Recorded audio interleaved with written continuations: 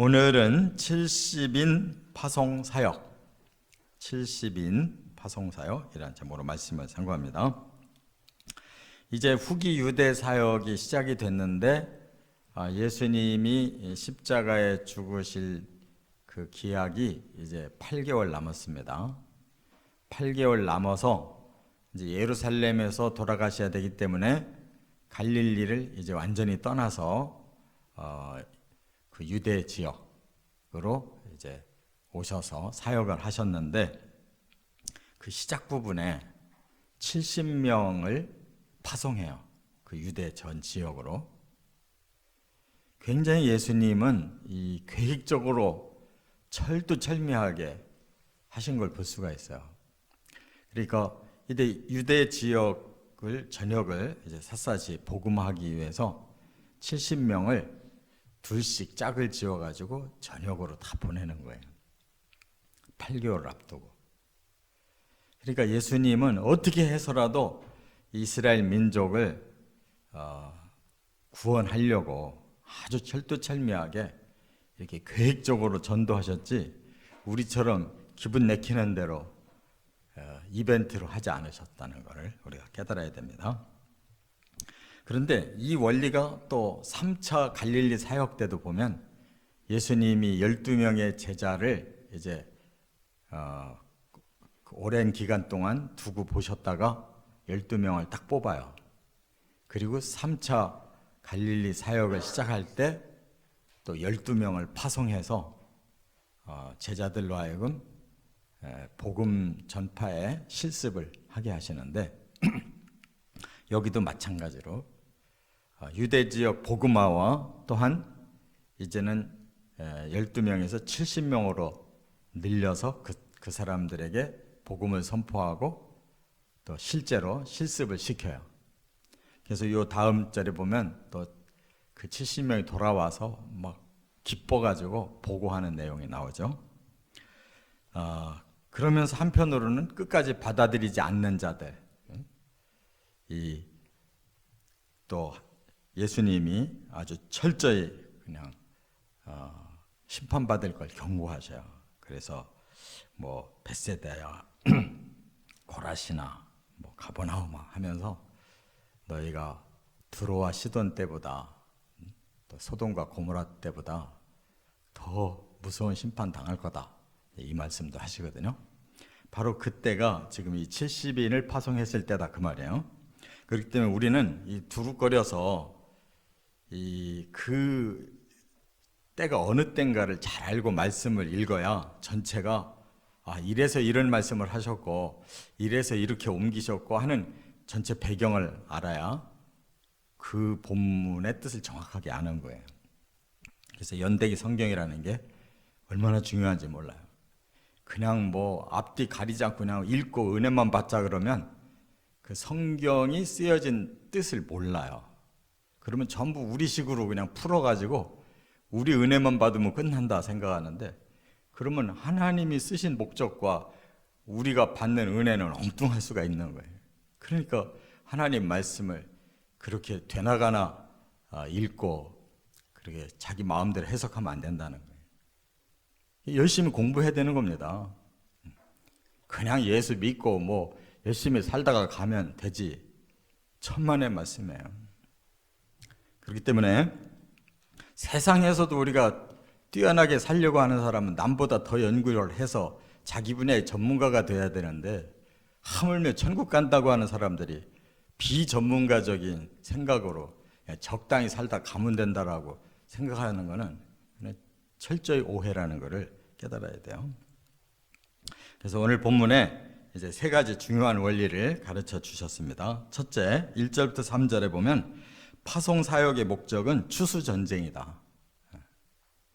이건 마지막 영혼을 추수하는 전쟁이라는 거예요, 예수님의 표현이. 그리고 예수님은 제자들 70명을 파송할 때 미리 계획을 세우셨어요. 친히 가시려는 각 동네와 각 지역으로 둘씩 앞서 보내셨다. 그러니까 예수님이 이미 어디를 가서 전도해야 되겠다. 그러니까 제가 생각하기로는 아마 그 지역을 이전 유대 사역할 때 안 가셨던 것 같아요. 그러니까 그때 안 갔던 지역을 이번에는 돌아야 되겠다 생각하시고 먼저 70명을 둘씩 짝져서 35군데로 그 지역을 정해서 보내셨다는 거예요. 얼마나 철저하시냐고. 그냥 제자들만 탁 파송하고 뒷짐지고 있으면 편할 텐데 예수님은 그런 사역이 아니에요. 앞장서는데 먼저 그들을 먼저 보내고, 그리고 예수님도 거기를 다 뒤에 가셨다는 뜻이에요. 그러니까 지도자라고 하는 건 앞장서는 거지, 뒷짐지고 이렇게 해라 저렇게 해라 하고 자기는 말로만 일하고 말아버리는 사람은 지도자가 아닌 거예요. 자기가 앞서 일하는 거예요. 그리고 사람들을 보고 따라오라고 하는 거라고요. 이게 예수님 방법이에요. 그런데 여기서 70명과 2명씩이라고 하는 원리가 있잖아요. 그게 뭐예요? 연합의 힘을 말하는 거예요. 70명이 퍼져서 전도할 때 거기에 대한 효과가 극대화되는 거고, 또 한 사람씩보다는 2사람씩 짝을 져야 힘이 뭉쳐져서 어려움을 이길 수 있는 그런 능력이 배나되기 때문에 이 연합의 원리를 사용하셨다고 말해요. 그러니까 하나님의 원리는 연합하는 거예요. 가정도 부부가 시작하잖아요. 교회도 2-3사람이 내 이름으로 모이는 곳에 나도 그들 중에 있다. 2사람이든 3사람이든 연합할 때 거기서 교회가 세워지잖아요. 이렇게 70명이 한 목적 가지고 한 마음 가지고 힘을 합해서 둘씩 지역을 나눠서 이렇게 철저하게 할 때 거기서 최대의 추수가 일어나지 않냐 그 말이에요. 그리고 너희들 힘으로 전도하라 하지 않고 하나님 앞에 기도해라 그랬어요. 뭐라고? 추수할 것은 많은데 일꾼이 부족합니다. 하나님 추수꾼들을 더 많이 일으켜 주십시오 라고 기도하라고 그랬어요. 그러니까 70명이 다가 아니에요. 이들은 우선 앞장선 자들이고 더 많은 추수꾼들이 필요합니다. 그런 사명감을 가지고 일하는 것이다 그 말이에요. 그 다음에 뭐라고 그랬어요? 내가 너희를 보냄이 어린 양을 이리 가운데 보낸 것 같도다 그랬어요. 추수하러 가서 그냥 신나게 추수만 하는 게 아니라 오히려 이건 쟁탈전이라는 거예요. 영적인 쟁탈전. 사탄이 끌고 사람들을 묶어놓은 그 사람들을 풀어서 이제 하나님의 알곡으로 모아드리려고 하는데 사탄이 내놓겠냐고. 이리같이 영혼들을 삼키는 그 입에서 빼내야 되니까 이게 추수가 전쟁이라 그 말이에요. 한 영혼을 구하는 일이 이렇게 힘든 거예요. 잘못하면 내가 죽는 거라고. 그 이리떼에게. 그래서 양을 이리떼에게 보내는 것처럼 예수님이 이 70명의 제자들에 대해서 굉장히 마음에 안타까움이 있는 거예요. 이 사명은 감당해야 되고 저들이 희생될 수 있지만 그러나 영혼들을 더 많이 구원해야 되기 때문에 이 제자들은 이미 믿는 사람이니까 천국은 갈 거고 이들이 죽더라도 더 많은 영혼을 살려야 된다는 게 하나님 생각이에요. 그래서 순교가 바로 일어나는 거예요. 거기에 목숨 건 제자들 때문에 여기까지 온 세계에 복음이 온 거지, 편안하게 곡식만 걷어가지고 내 교회, 내 지역만 잘 되면 끝이다 그런 생각 가졌다라면 세계 복음한 어림도 없어요. 다 세계마다 들어갈 때 다 이런 순교자들이 있어서 그 이리떼들 속에서 영혼들을 구원해서 이렇게 복음화가 된 거지, 그런 희생 없는 지역에 무슨 복음이 열매를 맺었어요. 영혼의 쟁취를 위해서 우리가 사명을 감당하는 것이 이게 하나님 사역이라는 거예요. 두 번째, 4절부터 8절까지 보면 파송 사역의 자세는 섬김이다. 하나님의 파송 사역에 일하는 사람은 어떤 자세가 필요하냐? 섬기는 자세가 필요하다. 여기 4절에 보면 너희는 전대나 배낭이나 신발을 가지지 마라 그랬어요. 아니 여행을 갈 사람인데 전대, 돈꾸러미도 안 가져가고 배낭에 짐도 안 싣고 신발도 두 켤레 가져가지 마라 그 말이에요. 뭘 말하는 거예요? 너희들의 삶에 대해서 너무 연연해하지 말고 사명에만 충실해라. 그러면 나머지 어떻게 하겠어요? 하나님 채워주는 거지. 그래서 우리는 내 자신부터 먼저 챙기잖아요. 내가 어떻게 누려야 될까를 먼저 챙기니까 사역이 엉망이 되는 거예요. 그걸 이용해 먹으려고 하니까 자기 배부터 채우고 명예부터 올리고 자기 권세부터 이렇게 하니까 사역이 안 되는 거라고요. 진실한 사역은 섬김이지 자기 목적이 아니라 그 말이에요. 그 집에 유하며 주는 것을 먹고 마시라. 그러니까 어느 집이든지 받아들이거든 그 집에서 제공하는 것을 좋다 나쁘다 뭐 그런 말 할 필요 없이 주는 대로 받아 먹고 말아라. 일꾼이 싹쓸 받는 것은 마땅하다. 하나님 일하면 먹고 사는 거는 당연한 거예요. 더 좀 대우받아야지가 문제가 아니고 하나님 책임져 줄 거니까 사역에만 열중하라는 거예요. 이 집에서 저 집으로 옮기지 마라. 누가 더 잘 대우하면 그 집으로 옮겨서 대우받아가면서 일하고 그런 생각하지 마라. 맨날 이 교회 갔다 저 교회 갔다가 평생 교회만 더 좋은 교회로만 돌아다니지 말고 주어진 교회에서 목숨 걸어야지. 그게 사역의 그게 원리지. 8절에 어느 동네에 들어가든지 너희를 영접하거든 너희 앞에 차려놓은 것을 먹어라. 그게 우리 분복인 거예요. 주어지지도 않은 것 넘보지 말라는 거예요. 주어져 있지 않는데 최소의 패만 끼쳐라. 이게 사도 바울의 원리예요. 그게 예수님 원리고. 그래서 사도 바울은 아예 성도들의 그것을 받지 않으려고 자기가 일한 거예요. 그 두 배로 일해야 되니까 얼마나 힘들었겠냐고. 한 분야의 전문가가 되기도 힘든데 자기 먹고 살 거 선교비 다 준비해 가면서 복음을 전하려니까 얼마나 힘들었겠냐. 근데 그걸 당연하게 여기는 것들도 문제잖아요. 응? 그렇잖아요? 아니 당신은 헌신했으니까 당연하게 고생해야지. 성도가 그런 자세 갖는 것도 문제지. 그래서 배후에서 돕는 사람들을 다 도와준 거예요.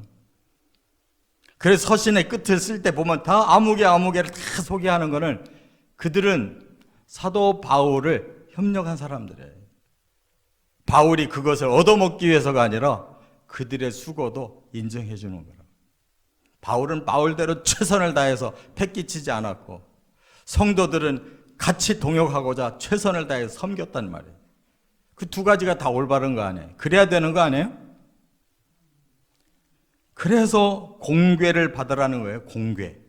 공궤가 뭐예요? 이바지 할 공 먹일 꾀예요. 이바지 한 만큼 하나님 먹여주시는 거예요. 그게 공궤라는 거예요. 결코 죽이지 않아요. 하나님은 초연한 삶을 살으라는 거예요. 초연이 뭐예요? 너물초 그러하련. 그냥 거기에서 머물고 넘지 말라는 거예요. 이게 바로 사역자의 섬김 정신이라 그 말이에요. 어느 집에 가든지 먼저 평안을 빌어라. 그랬어요. 축복하려고 사역하는 거지 저주하려고 사역하는 게 아니라. 우리 사람들은 악하고 부정한 생각이 먼저 들어가서 누구를 먼저 판단해버려요. 아, 저 사람은 이렇고 저 사람은 저렇고 먼저 판단해요. 예수님은 아무도 판단하지 말고 복을 전해라는 복을 전하라. 평안의 복, 샬롬을 전하라 그랬어요. 그게 사역이에요. 그런데도 악하게 나오는 사람들이 있잖아요. 그러면 이제 다음에 그들에 대해서 발에 먼지를 떨어버리라고 그랬어요. 이것이 사역자의 섬김 원리예요. 먼저 주는 거예요. 끝으로 세 번째, 9절에 보면 파송 사역의 방법은 치유와 전도다 이렇게 말씀했어요. 거기에 있는 병자들부터 고쳐라. 왜 그렇게? 영혼의 구원은 사람들은 우선순위가 아니에요. 내 몸이 아프고 내가 먹을 게 없고 내가 지금 괴롭고 힘들다. 거기서부터 복음이 시작된다는 거예요. 그렇기 때문에 그들의 필요를 채워주는 일이 우선순위예요. 그래서 마음문이 열려야 되는 거예요. 예수님은 가는 곳마다 병자들을 먼저 치료하셨어요. 그리고 가르치시고 복음을 전하시고 거기서 제자를 뽑아서 길렀어요. 이게 예수님의 4대 사역이에요. 우리도 마찬가지로 이 지역 사람들이 어떻게 되든지 상관 안 하고 교회만 부흥하면 끝이 아니에요. 그건 복음화가 아니라고. 그건 장사지. 복음 장사. 우리만 잘 되면 끝나는 건 복음 장사예요. 이 지역을 위해서 우리 교회가 세워진 거예요. 지역과 반대로 나가면서 교회 부흥하면 뭐해? 욕만 잔뜩 얻어먹고. 그게 교회예요? 그 지역을 잘 되게 해주면서 섬기면서 거기서 마음은 열린 사람들을 추수해야 될 거 아니에요. 우리가 직접 치유할 능력이 없으면 이러한 문화복지 사역을 가지고 얼마든지 그들에게 위로를 주고 해줄 게 있잖아요. 그걸 안 하고 교회가 뭐 하고 있냐. 그리고 나서 하나님의 나라가 너희에게 가까이 왔다고 전하라 그랬어요. 그게 복음이잖아요. 하늘나라가 복음이에요. 이 땅에서 얼만큼 잘 살고 잘 먹고 잘 되는 게 그게 복음이 아니에요. 하늘나라를 전하는 게 복음이에요. 하늘나라가 가까이 왔다는 거예요. 왜냐하면 사람들은 전부 땅에다가 뭔가를 심고 박아놔가지고 여기밖에는 관심이 없는데 이제부터 그들의 관심을 하늘로 돌려줘야 되는 거예요. 그게 아니면 복음이 아니에요. 정말 이 예수님의 한마디 한마디가 이런 게 진리 아니냐고.